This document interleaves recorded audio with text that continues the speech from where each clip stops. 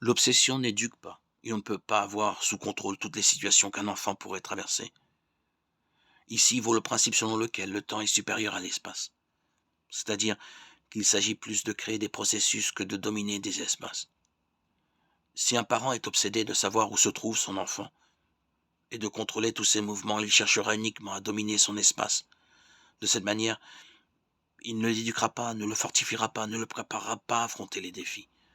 Ce qui importe surtout, c'est de créer chez l'enfant, par beaucoup d'amour, des processus de maturation de sa liberté, de formation, de croissance intégrale, de culture, d'une authentique autonomie.